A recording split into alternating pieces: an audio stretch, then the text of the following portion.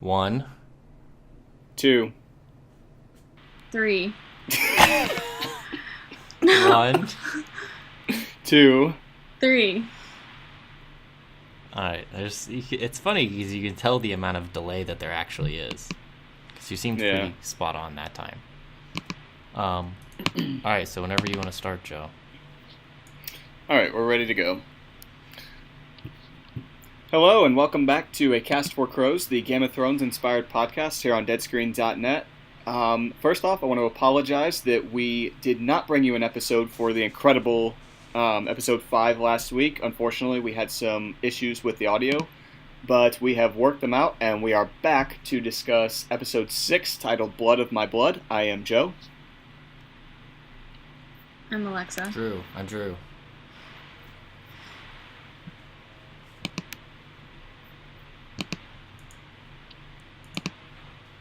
Andy, where would you like to start this week?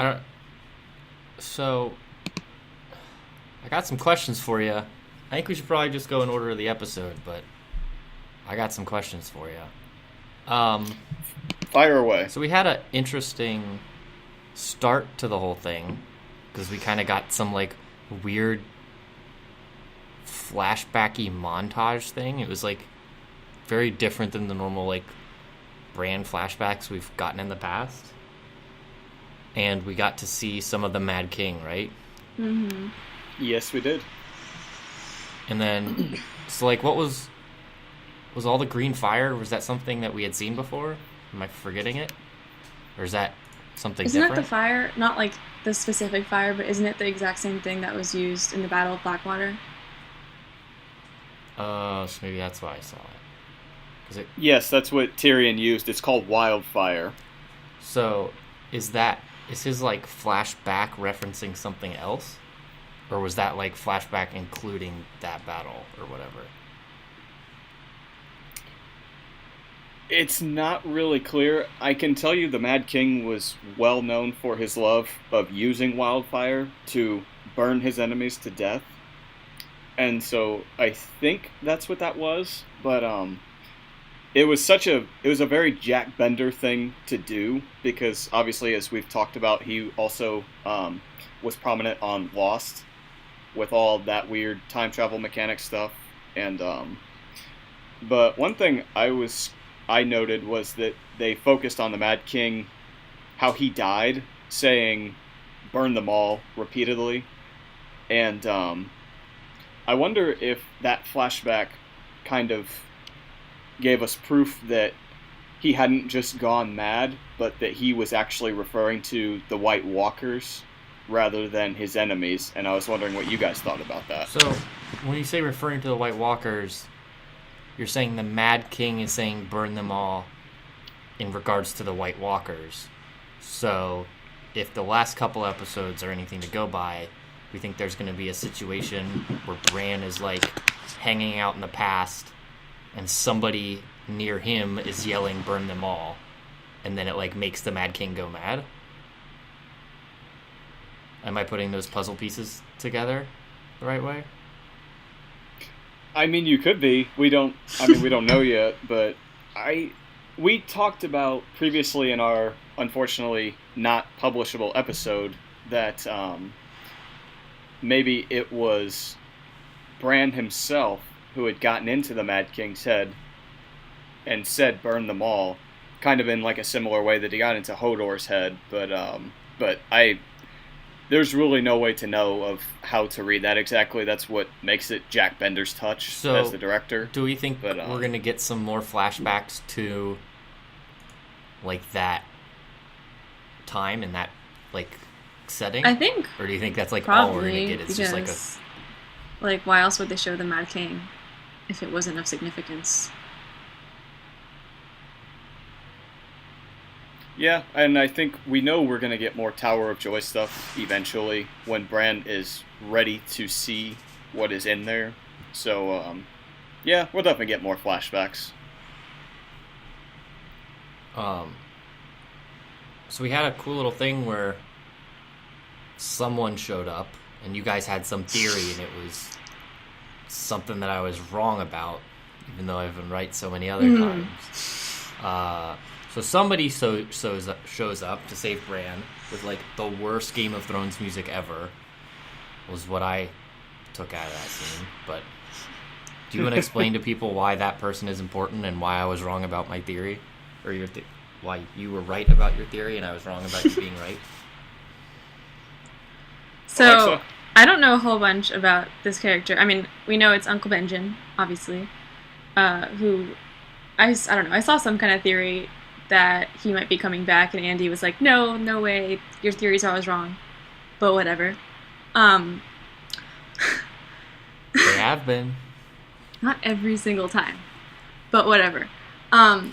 So, as we know, Uncle Benjen was, I think, last seen in the pilot episode. He... For, like, 1 second. Yeah, he was like... It's like, sup, I'm Benjen. Yeah, and then he went missing. And that's the last we had heard of him.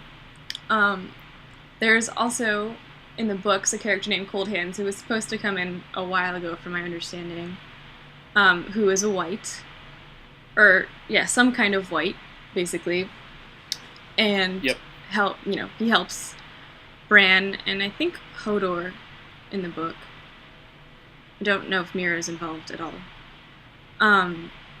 But yeah, I mean, basically, a lot of people have thought that Uncle Benjen might be Cold Hands, and at least according to the book, or according to the show, it's clear that he is. So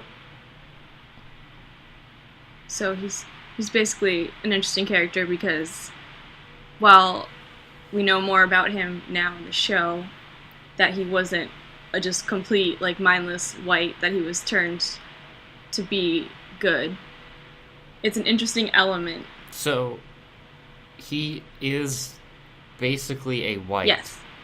that was turning in, or, like, he, like, was uploading his white operating system, and then it, like, stopped. And so he's, like, because he looked a little messed up, so he was, like, turning into Yeah, white. I mean, I think they said that the then children of stopped. the forest stopped him from going full-blown crazy, like, zombie thing. Sort of like Iron Man style, where they shoved more dragon glass in him to keep the white molecule from taking him over or whatever. Isn't that what they said? Or did I make that up? I don't know if they said anything about dragon glass. I know that they somehow stopped it. Or whatever. But basically they stopped him from going, like, Oh. full-blown zombie. And so he's, like, kind of an interesting character just because, you know, it's the first time we're seeing a white with some kind of self-control over himself. And also one that's on the side of the living, basically. So I was excited to see that. So, is there anything that us show-only watchers should know about Uncle Benjen / Cold Hands / pseudo-zombie? No, because you guys now know more than we do. Ooh. And, yeah. I think, I suppose we can take it as Benjen and Cold Hands are meant to be the same person here. But, that's not as clear in the books. yeah, no, I think Cold Hand, I don't think Yeah, Cold Hands I is think Uncle it's- Benjen in the yeah, I books. I think think it's they're a two different- different people. Things. But So- just for like show purposes, I think they combine them into one. Right, and they've done Which that with I think other that makes characters, sense. right? They've, like... Yeah, they have. So, in the books, it's just, like, a not totally zombie that is, and his name's Cold Hands. It's just, like, a new character, is what you're telling me, right? Yeah, that's right. Okay. Like, people have theorized that it's Benjen Stark, but it's not. As the obvious. Right. And they never... They never called him Cold Hands. That's just coming from book readers. Yeah, they didn't. Yep, They that's didn't call right. him Cold Hands. Okey-dokey. Yeah, he's still fully. I guess he's still like Benjen in the show. So either way, it's nice to have him back, and it's interesting that the children of the forest must have learned something in the past 1,000 years because they stabbed Night's King guy with dragon glass and lost control of him. But I guess they did the same thing to Benjen, but he still retains all of his. Yeah, he's still just like normal old Benjen to us. So it's interesting that they can now create, or I guess save, like, humans from just becoming, like, whites. So, the Children of the Forest, is there, like, 5 of them, or are there a whole bunch of them that we just aren't seeing? Because I remember in the little flashback, and then when they were with the Three-Eyed Raven, that, like, there was, like, a handful of them, but there weren't a whole bunch of them. And so is that, like, is that it? Is it, like, a little group of them, or are there, like, a whole bunch of them elsewhere in the forests, I would assume? History suggests that they used to be very prominent, but I think they've mostly died out at this point. Like, think of an ancient race of animals or something like that Right. that used to be very prominent, but now there's only like a few hundred or a few thousand left. That, I think it's kind of the same thing. Like, they Right. used to be very prominent, but now there's How only much a do we few know about the left. Children of the Forest? Like, is it kind of like very little information that we know so far? Yeah, pretty much everything you've seen in the show is the extent of what we know for sure. I don't know anything about them. This might be a good time to throw out something. I dug out The World of Ice and Fire, the history novel, again last week, and I was looking back at the sections about the Children of the Forest and the First Men, and I guess there is a legend that says the Children of the Forest could not only see into the past, but they could also look very far into the future. So I'm wondering if it's possible that they might introduce that element to the show as well, and Bran might eventually develop that power to see the future too. To look forward. Yeah. Bran needs to get his little kinks figured out, so we know how he rests in terms of, like, history and what's going on, because he's still trying to figure it all out, and it has me, as somebody who's very anti-time travel, a little anxious. I hear you, but as far as, like, we all have strong opinions on Lost, but and because we do, Jack Bender, having done these last 2 episodes, we know he was very prominent in Lost. How do you guys think he's done in general on Game of Thrones with these 2 episodes? I mean, go I ahead. think he hasn't messed it up so far. I mean, treading very lightly on these things because it could easily just be a total mistake, but so far I think it's been, like, not super weird. It hasn't gone into, like, things that just don't make sense, because that's kind of what happened with Lost. Right.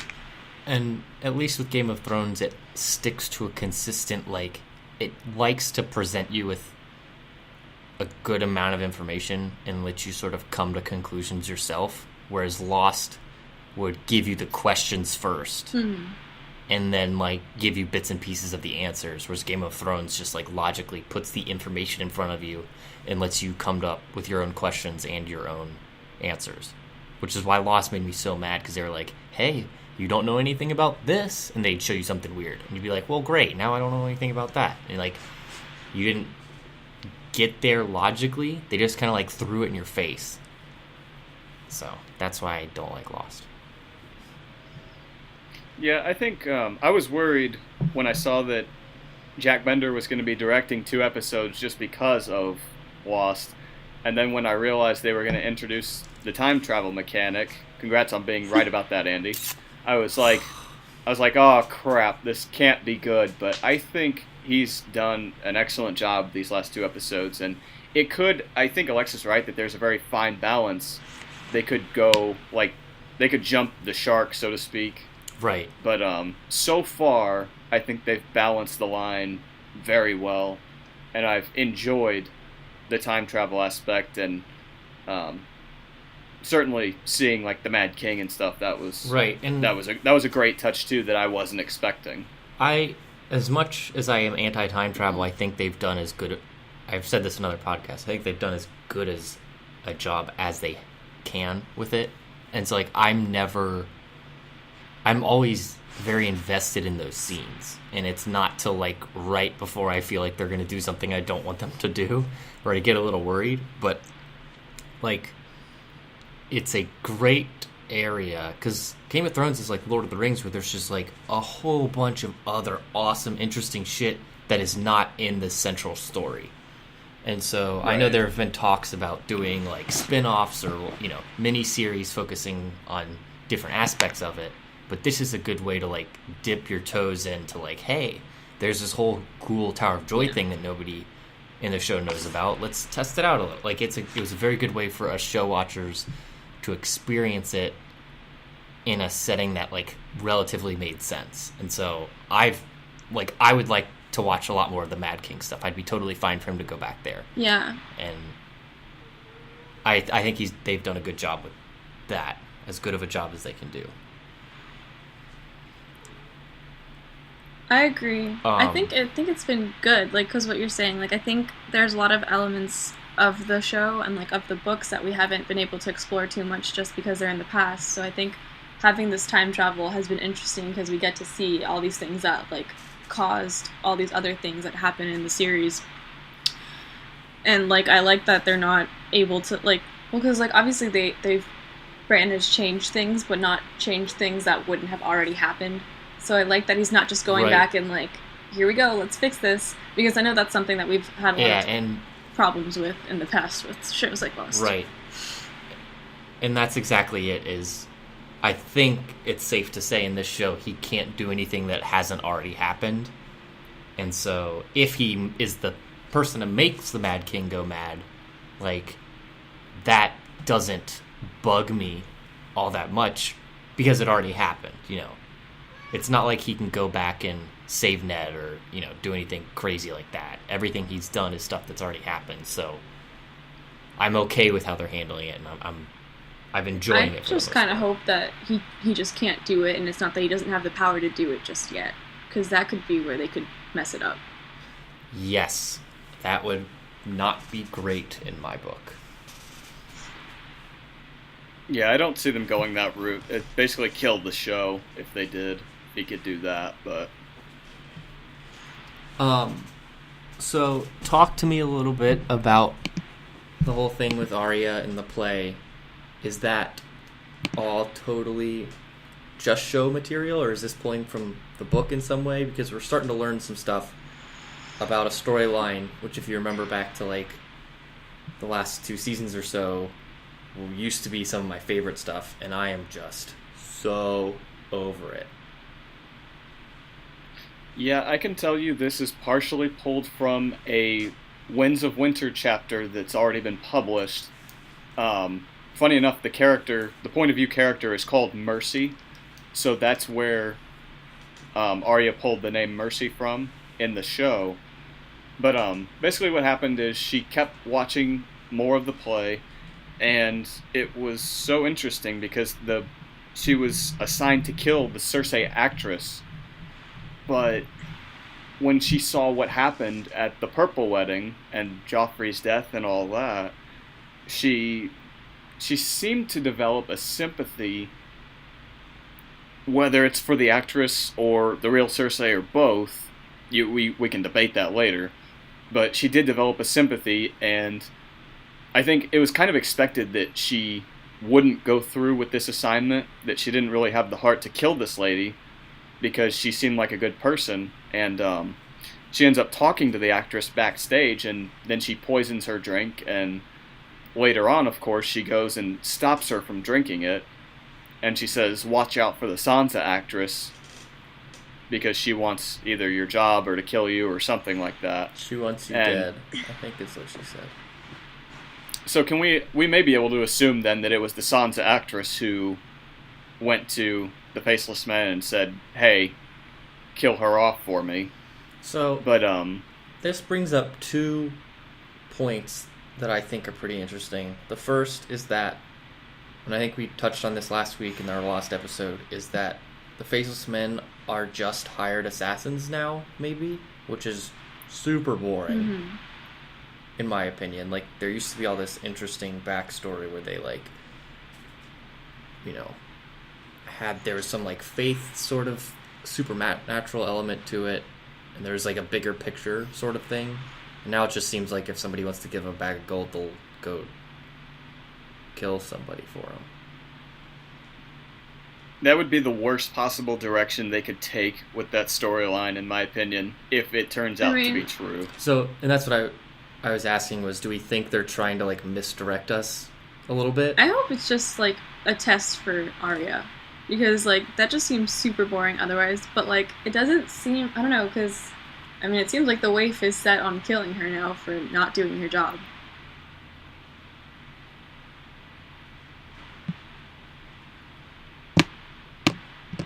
But of course, maybe Jaqen expects Arya to kill the waif, and that will lead to something, like, completely unexpected from our point of view. I'm still holding on to that hope. Right. The other thing that this one, like this specifically, her last little bit of storyline got to me was, like, I used to think Arya was, like, one of the strongest characters in the show, where she, like, had her mindset, you know, she practiced all the sword fighting, she and the Hound traveled and, like, did all their stuff, and now I just feel like she's super weak. Like, she just went and did all of that training, like, she seemed so committed to following the faith, you know, doing all that, and then on her first job, she's like, no, I don't feel comfortable killing this person, which, like, I feel like they wanted us to feel sympathy and, like, kind of be on Arya's side, but I just wasn't. I was like, listen, it's like you studied, you did all this work to do this thing, and now you're not doing it. Just do what you were gonna do. Why are you changing? Well, I think she's disillusioned, because I think she, like us, thought that this was some kind of, like, faith-based kind of thing, where it gave her, like, a sense of purpose, but if she's just gonna join to just kill people for no reason, aside from money. Right, but it's just, like, if that's her, like, first mission and she's already, like... I feel like... I'm assuming that there's a bigger picture to the whole thing, and that there's a reason, you know, that I'm really hoping that they're not just hired assassins. So if that's the case, there's probably a reason he asked her to kill the Cersei actress. So I'm hoping there's, like, more motive than just somebody gave him a bag of gold. But I feel like it's weird she went through all that, you know, she was blind for a while, she went through all that training, and now they're like, alright, here's your second chance, nobody gets third chances. And she's just like, no, this doesn't work with me anymore. She went and she got her old little sword out from the rocks. And it was just like, you gave up. Fall through. I'm a little peeved. See, I disagree with that. I agree with you on the whole, like, if they're hired assassins, that would be a ridiculous thing. But as far as Arya herself, I actually like the way they went with her in that episode, because I don't see it as, like, not being able to follow through. I see it as she's standing up for what she believes in. Right. She's not killing... She makes the conscious decision to not kill a person she thinks is good and innocent. And also, she's embracing her identity as a Stark, and she's doing... I told Alexa this. She made the choice to do what she felt was the right thing. Right. That's exactly what Ned or Robb Stark would have done. I completely agree with you. And up until, like, the middle of last season and the beginning of this season, that's what I would have wanted. But I felt like they put so much time and effort into making, you know, they got rid of her eyes. I felt like they put so much time and effort into making us believe that she was fully on board with this, you know. Because it didn't seem like there were ever any doubts that she wasn't on board. You know, didn't she drink water out of the well that normally kills people, and it was like a test of her faith or whatever? So why... Yeah. Like, I feel like she went way down this path, and, like, I'm completely with you. She's doing what a Stark would do, but to me, the whole purpose of her storyline over the last season and a half was basically abandoning that. She was no longer a Stark. That was the whole, you know, a girl has no name, whatever. She is just a no-name, you know, nobody sort of person. She was not that Stark anymore. And I liked the fact that somebody who had such a powerful name was so determined on, like, stripping herself from that. I thought it was an interesting storyline. And I completely see where you're coming from. Like, a Stark would not do that. They would do what Arya is doing now. But, I mean, why spend all... It's like the last 3 hours of watching her is just invalid. She's gone. It didn't matter anymore. But, like, see, even when she drank the water, we were like, how is she just giving all this up? She's been so headstrong, and, like, it just seemed like... Right, and that's... Like, she wasn't fully... That was a big turning point. Prepared. I don't know, like... I don't think she had fully forgotten who she was. And I think going to see the play confirmed that. So, I think we took slightly different things. Like, I was with you where I was like, for the whole time, I didn't necessarily believe that she was fully committing. But then when she drank the water, I felt like that was the showrunners being like, look, she's on board. She's not going back. And then it seems odd to me. Because, like, I got okay with her, and I was, like, happy to see her going down that path, and now she's just going back to who she was. Because, like, I think she did drink that water, and she meant it, but I think she was just honestly disillusioned by the Faceless Men, because just the way that we are. She probably thinks that they're just hired assassins, and she's like, that's not what I signed up for. Like, I think she expected something to come from it, other than just killing people for the sake of killing people. I think she, like, really... grew attached to this idea of there being like some higher power kind of thing. Like, it's kind of like cultish, but like I think she grew like attached to this idea that like she was serving some greater purpose, and so when she did drink that water, she was committing to that greater purpose. But when the greater purpose wasn't what she was expecting, I think it just brought her back to who she is. Right. And so from my perspective, I thought it was more of like a test where she was like, they put her in a position to make her question that again, you know, because there was such that like faith issue and loyalty issue before. And so it seemed to me like he was like, all right, well, there's this situation, but I could see how she would really misconstrue it and make it seem like we're trying to just kill an innocent person and whatever, you know. But I'm just holding out hope that there's more behind it. Yeah, I mean, I think we're all kind of hoping that, but I don't know. I mean, now I'm just kind of confused about the Faceless Men storyline, to be honest. So yeah, I think there will be more behind it. I just think ever since she got to Bravos, the showrunners have done a very clumsy job with her storyline, and I agree with Andy that it is making her entire journey there and everything she's gone through look a little bit pointless. Right. But on the other hand, we also were... It's like we talked about when she drank the water as the test, and we talked about it on that podcast, was that are we really supposed to believe that Arya has completely forgotten her Stark identity and is fully committed to being no one? And, like, I was never convinced. I always expected her to come back to this point. And that's why I think just introducing that scene, that drinking the water scene, was just a bad idea in the first place. Right, because it confuses people like me. The dumb ones. Yeah, I mean, it confused all of us, but I never thought for a second that she would forget her Stark identity, and I figured she'd find, like, some way out of there. And, but I guess I just didn't expect it to be such a negative way, and now we know the Waif has been sent to apparently kill her, so... Yeah, I don't know. Maybe Jack and Hagar still what has is up with the Waif and like her hate for Arya? But... Like, is it just like a societal like grudge thing with her being like of high society?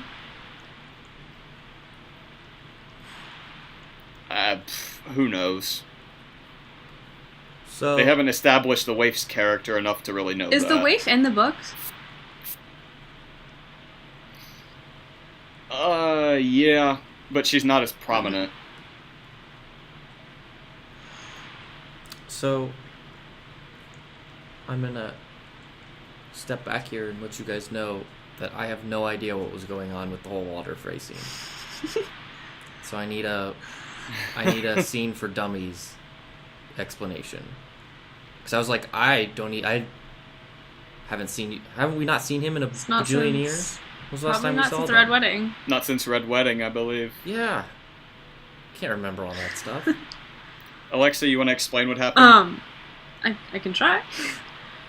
I mean, from what I got, from that, basically, Blackfish, Tully retook the Riverrun area, and so as like leverage, he has Edmure Tully as a hostage. That's pretty much what happened in the scene. So who's Edmure Tully? He's the one who got married in the Red Wedding. He's Catelyn Stark's little brother, Robb's uncle. Aren't they cousins?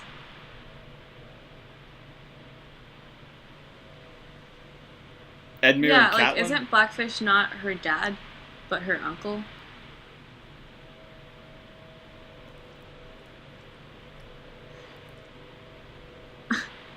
The Blackfish is her uncle, yes. So yeah, wouldn't that make Edmure her cousin? Because he's Blackfish's son.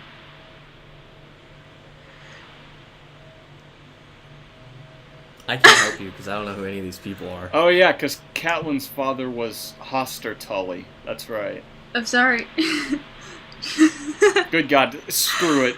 They're family. Yeah, you see, too many bloodlines here. But no. The main point of that scene was that the Blackfish has retaken Riverrun, and thank God, because that happened forever ago in the books. But yeah, it was nice to see those characters finally reintroduced again, and it's another element of, conflict that will be coming in the North, and now we have to see what's going to happen with the Blackfish. I know we saw in the preview for next week that Jaime has been sent off to kind of deal with this whole thing and see how loyal the Blackfish will be, which he won't be. But, yeah, I don't know. I'm just ready for Walder Frey to die already because he's like 400 years old Yeah, I now. mean, we pretty much just were like refreshed that Walder Frey sucks and he's old. Yep. I mean, I got that out of it. I didn't get much else. I think it's just that the Blackfish having Riverrun back is another positive step for Sansa and Jon in attempting to unite the North. Okay. That makes more sense.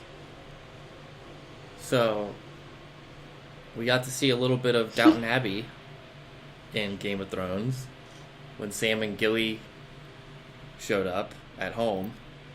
They even had the whole, welcoming committee, just like they do in the Downton episodes. And they had to put on their dinner jackets, just like they do in the Downton episodes.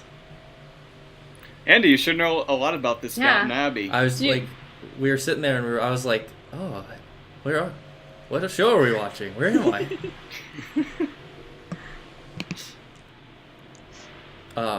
I thought that whole set of scenes was good with Sam and Gilly. It was one of those things that I feel like has been kind of a long time coming, to see them outside of in a semi-normal environment. And so it was interesting to see Sam back inside, because Sam has gotten a lot of confidence over the last 2 seasons or so, and then he just had none there, and it was fun to see him just sort of change that mindset a little bit, and then watching what he does, because he was at dinner and he sort of got berated at dinner, and then he left, and he was all like, all right, this isn't how it's gonna happen, I'm gonna leave now, and then came back in, stole a sword, and a sword of Valyrian steel, which is important. Because why is it important? Valyrian steel could defeat White Walkers. Because it's made from dragonfire. And it's extremely rare in Westeros. Yep.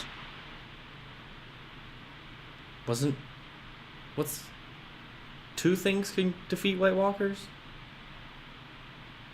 Valyrian steel and dragon glass. Okay, good. That's what I thought. So I get how that can hold some weight, but I'm pretty sure Jon defeats them with defeats one of them at least with some Valyrian steel, and I'm pretty sure Actually, I don't know. But I know that... Yes, you're right. He did it hard home. Yeah, so Valyrian steel's pretty important in this world, and it's very rare. Right, which makes sense. But when the heck is Sam gonna get in front of a bunch of White Walkers again? Like, we don't know where he's going. Yeah, he still has to go to Old Town because Jon sent him there. But I never expected him to leave Gilly and the baby there, especially after seeing his father was even more menacing in the show than he is in the books. But like, it's still his assignment to go to Old Town, and I don't think you can like bring family with you, so not really sure what he's gonna do with Gilly and baby Sam. And I'm also not sure what he's going to do with a Valyrian steel sword in Old Town while he's training to become a maester. I mean, so it might not hold any weight now. It might not hold any weight now, but when the White Walkers finally do show up and try to screw everything up, I think it's important that he has that. Does he have it, or does he pass it on to somebody who might be a little more efficient with it? I think he'll keep it for the purposes of the show. He's already killed a White Walker, after all. Mm-hmm. Right. So, he still has to go to Old Town and just sit down and study some books and stuff. That was his goal, so you would have to assume he'll go there for at least a little bit. I don't know what he'll do ultimately. We get a book learning montage with him, flipping through pages, reading scrolls. Yeah, maybe they'll do that for like 5 episodes. So, kind of like Arya cleaned bodies for 3 episodes. So I'm just curious. Okay, so like the Tarleys matter, right? Like they're an important family. Who do they support? They're Tyrell supporting families. Oh, okay. At least in the books, they're with the. They've always been part of the Tyrell army. Okay, I was just curious, like, why? So, just kind of like why they matter.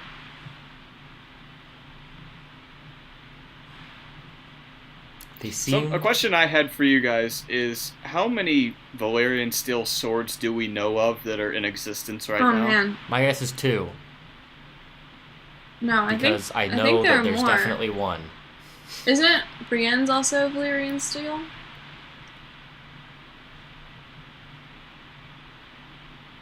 Are Jaime and Brienne's both Valyrian steel? Did Tywin had two made, or just 1? Are you asking, or do you know? I'm asking. You have to repeat it again. I have no idea. Did Tywin I don't know have what you asked, 2 because my internet went out. Swords made? Okay, I remember for sure. Jon has Longclaw. We know that. Sam has this new sword, Heartsbane. I think Brienne's is Valyrian steel. Uh-huh. And then, is Jaime's not also Valyrian I think it might steel? be. It's hard to keep track with what's Valyrian steel, because they're always kind of like, yes, my sword's Valyrian steel. And it's like, okay, cool. If it's so rare, why does everyone have Valyrian steel? Yeah, I was just curious, just because it's so rare and hard to find, but yeah, there's a few out there. Yeah, I don't know. So, I'm so ready for the freaking Sparrow storyline to be over. Holy moly. Yeah, you could have been harsher than that. It was just one of those things where I was like, alright, maybe this is it. Maybe something's going to go down now. And then, all of a sudden, little boy Lannister goes to make things even worse. Now stuff's just dragging on. Start stabbing him. And not only that, not only did it built up, and then you expect it's going to climax with some kind of battle, but nothing happens. But then after that, we go back to Cersei and Jaime again, yammering on about how powerful they are and how everyone's gonna pay. Yeah. Like, they've been doing this ever since episode 1. That scene was actually in season 1. They just replayed it. It was just cut straight from There's there. just a lot. They digitally removed all There's her just like a hair. lot of everyone being like, you know what, everyone's gonna pay for what they've done to us, and then no one does anything. It's one of those things that part of me thinks that it's like, because we lost Bran for a whole season. They're just like, Bran's doing stuff. He's just not going to be in this season. But I feel like they need to do that with like Arya a little bit, and then even with Cersei. But I think those two actors, like, people like those characters so much that they can't. Like, I feel like they feel obligated to include Cersei at least a little bit in every episode. So you get so many things where it's like, all right, here's 5 minutes of Cersei being a bitch and talking about how powerful she is. And everybody's like, yeah. But it's like, oh my gosh, I've seen this 10 times. I don't need to see it. The last 20 minutes of this episode could have just gone away. Both this and the Daenerys thing were so like, I've seen all of this before. Why am I watching it again? And that's the danger of these shows, and that's why the showrunners don't want to stay. They like want to end it in 8 seasons tops, because they don't want to become one of those shows that's like outstaying its welcome and you feel like you've seen everything and you're just like, okay, get to the end. Right, but I don't even want them to get to the end. I just want them to get away from doing the thing they've done. Like, progress with the Sparrow thing a little bit more and cut out 10 minutes of Cersei and Jaime talking about how great they are. I don't need that part. Yeah, see, I feel like so much of what we've seen in Jaime and Cersei's storylines has been pointless. And next week's episode showed that, like I said earlier, we saw Jaime in the Riverlands. And that's where he's been for a long time in the books. Like, they just diverted him off to Dorne for a while for a pointless mission that ended in heartbreak. And then they've had him do nothing for this season. And now it seems like he and Cersei are finally getting to the points where they were at the end of the books, where the books left off. And I feel like they've just been given, like, pointless, slow-paced diversions from where they're ultimately supposed to be going. And, like, we know Cersei's trial's still coming up. That has to happen soon. And now I'm relieved to see Jaime in the Riverlands, because that means they're finally going back to book storyline, which should mean more progression. I just feel like Jaime doesn't have a whole lot of time left. Like, I feel like he's grown as a character as much as he's going to grow. I feel like they're just going to kill him off soon.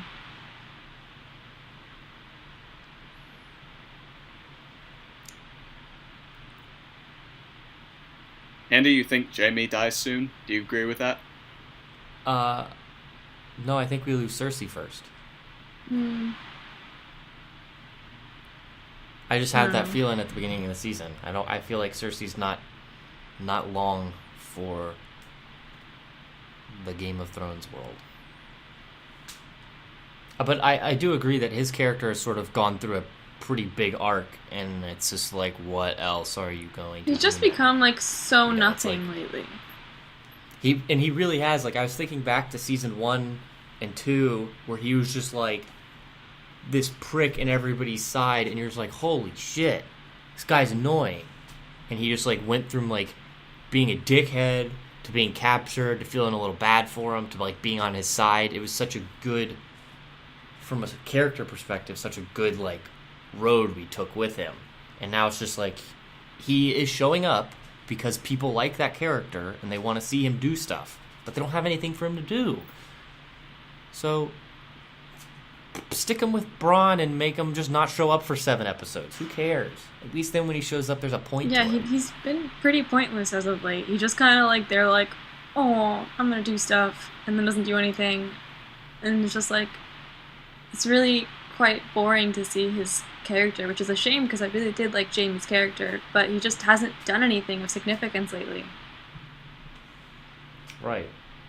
And just jumping on to like a little bit of the next topic, like I feel it's very similar to Daenerys. Like, her whole thing is just like, oh my gosh, you've been talking about going over there with an army for like 6 seasons now.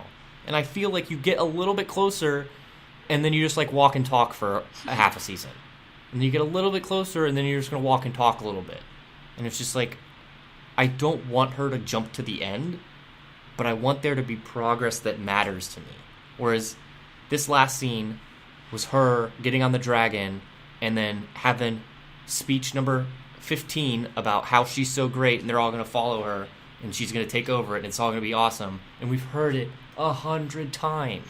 It brought nothing to me other than me going, I'm over this. We get it. The only good thing was you saw how big Drogon the dragon got. Yeah, he's which was pretty cool, big. But Drogon could have just flown in and landed, and you could have been like, whoa, that's awesome, instead of like, holy shit, Daenerys, shut up. That's how I feel about it. Yeah, I want to talk about something different with that scene. She's getting on my nerves too, but she looked extremely angry in that episode, and I felt like for one of the first times she felt like she was channeling more of her father, the Mad King, rather than her brother Rhaegar. And like let's just talk about what her plan is all of a sudden. We already knew she wanted to bring dragons to Westeros. We already knew she wanted to bring Unsullied to Westeros. Now she wants to bring thousands of Dothraki savages and rapists to Westeros. What's going to happen when this girl actually gets over there? Everything's just going to burn. The exact same thought. When she said that, I was like, okay, so they're all going to band together, they're going to take over King's Landing, and then everybody's going to be like, well, now what? And it's just going to be all anarchy. I completely agree with you. I'm 100% on your side. I had the exact same thought.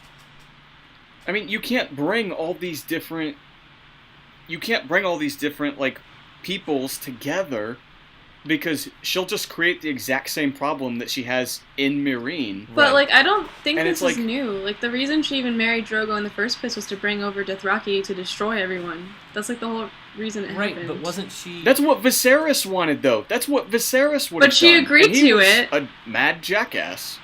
But at that point, even then, it's just like, if you're bringing just the Dothraki, okay, you just have to learn how to govern the Dothraki and deal with them. But if you're bringing, like, a whole bunch of different people, it's just going to get... There's just too many moving pieces. And it brings up the debate yet again, and I think we can give more definitive answers this time. Is she fit to rule Westeros at all I don't think at this so. point? But she can ride dragons. See, that's why my long-standing theory, ever since, like, I first read the books, even before I started watching the show, is that Daenerys dies at the very end. And I think for the sake of progress, I just don't see how she can be a ruler of Westeros anymore. Like, I think with the dragons, she can aid in the battle against the White Walkers and the Night's King. That's one thing. But what about after that? If there is anyone left to rule, do we really think that she's the one to do it? If she's gonna bring Dothraki and, you know, everybody else over from Meereen, is that possible? I don't think it is. No. Yeah, I mean, from where I see it at this point, if she went to Westeros and was like, you know what, I'm taking over, like, I don't think that would work.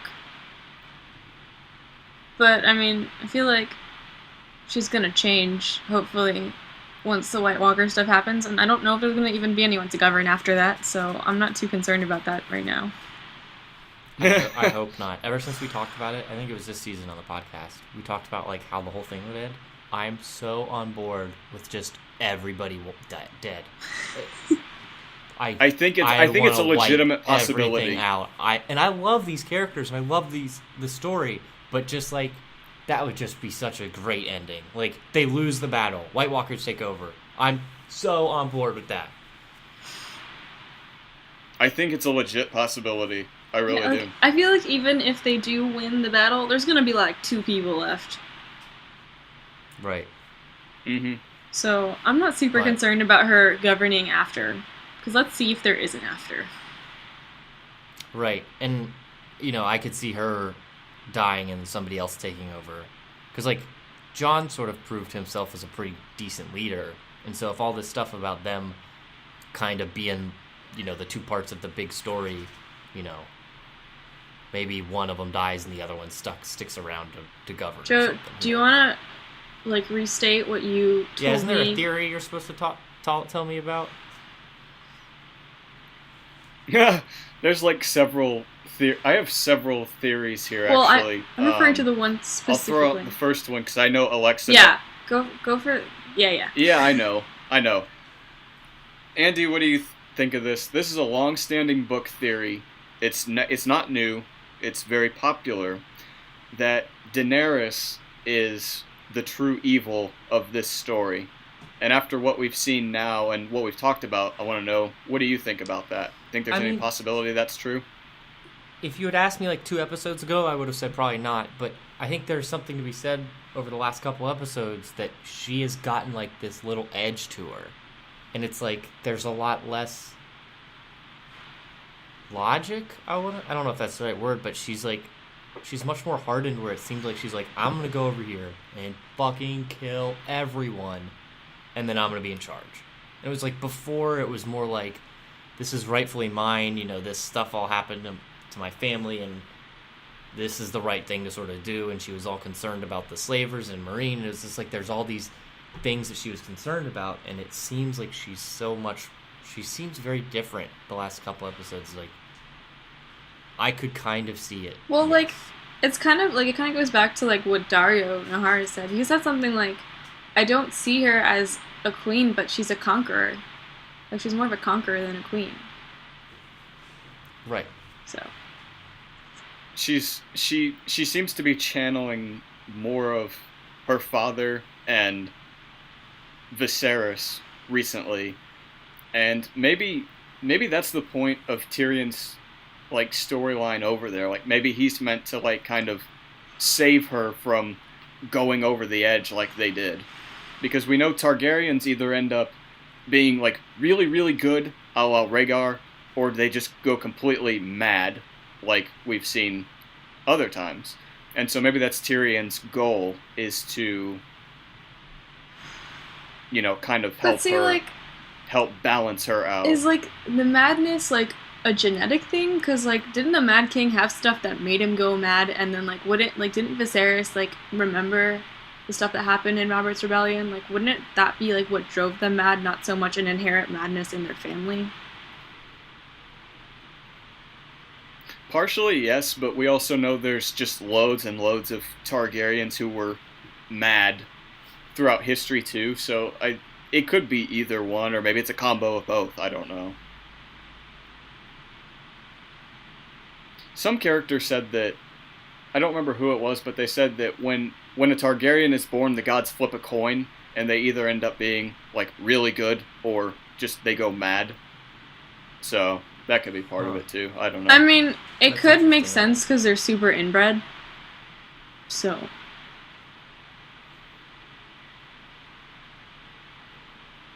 So, where the heck are the other 2 dragons? They're like, in that little cave thing, aren't they?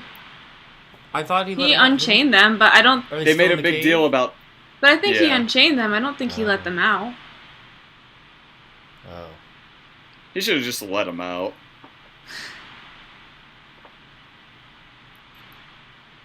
Huh. Oh yeah, one more Daenerys theory, since we're talking about, like, could she rule or will she die or whatever.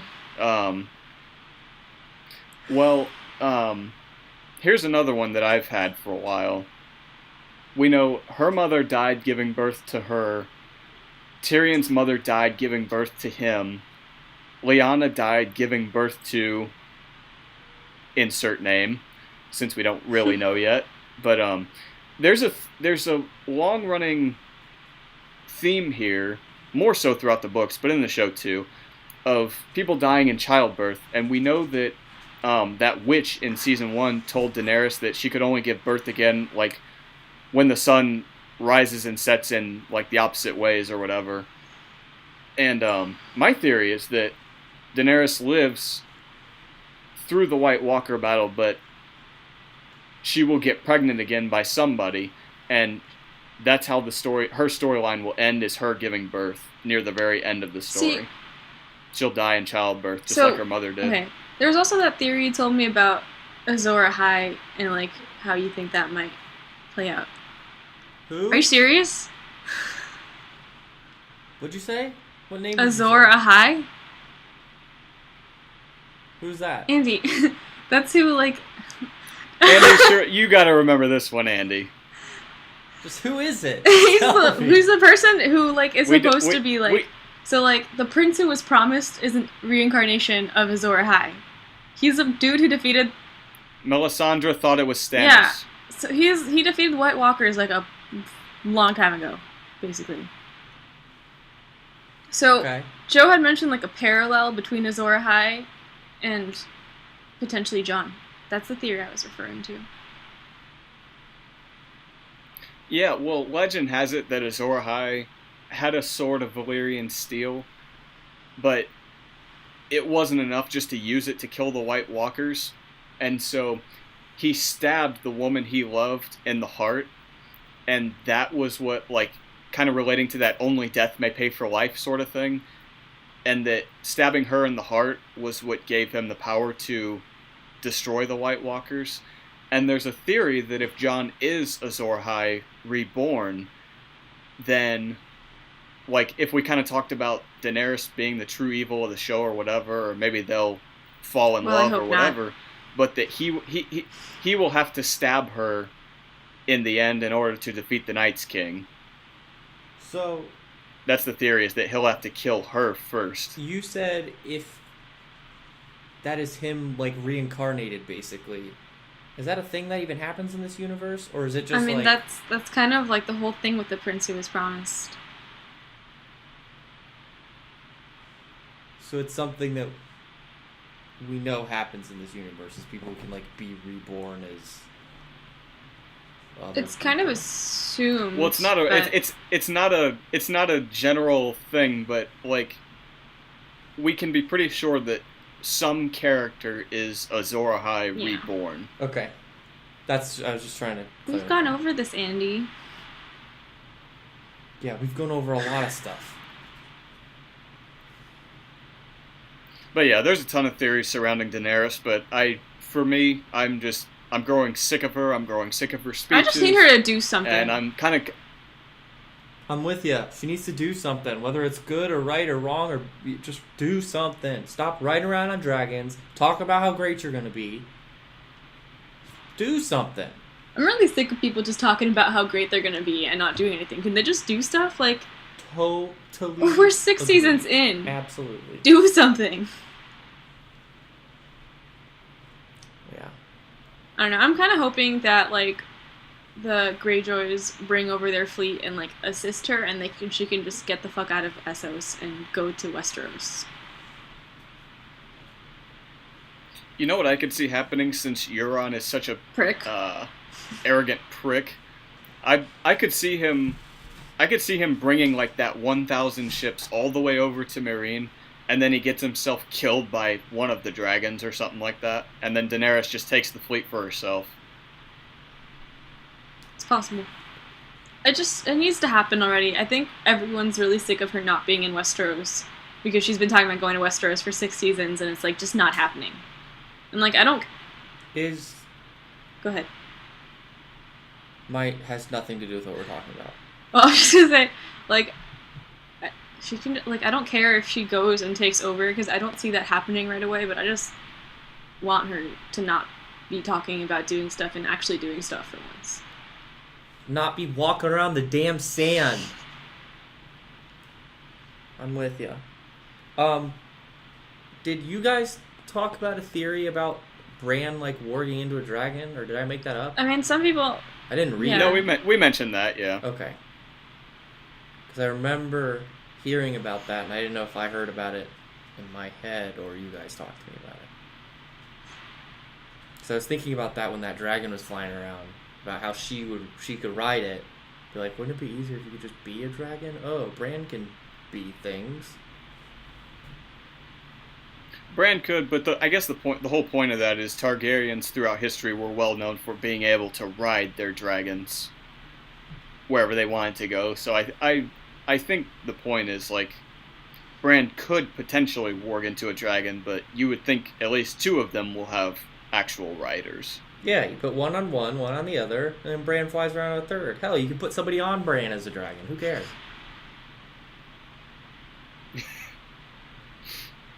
Making it nice and simple. So, give me a 2-minute explanation onto what the next week promo was, because I don't see it. What am I getting next week?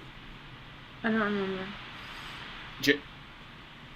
Okay, well, then I guess So it's nothing. up to me. Jaime goes to Riverrun to deal with the Blackfish. We know that's happening. They showed Theon and Yara just doing talking. My favorite. Sansa is talking with a prominent Northern Lord, trying to convince him to join them against the Boltons.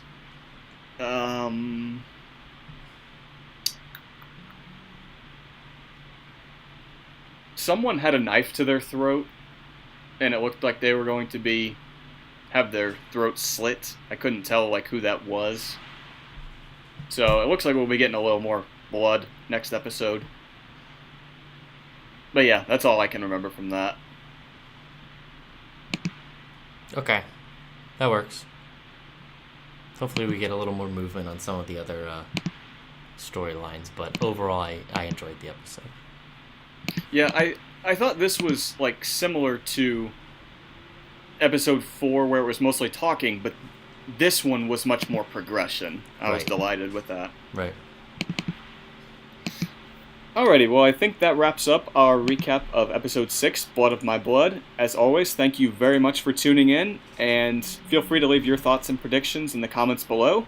You can follow us on Twitter at DeadScreenNet and at ACast4Crows, and we will be back next week to discuss episode 7.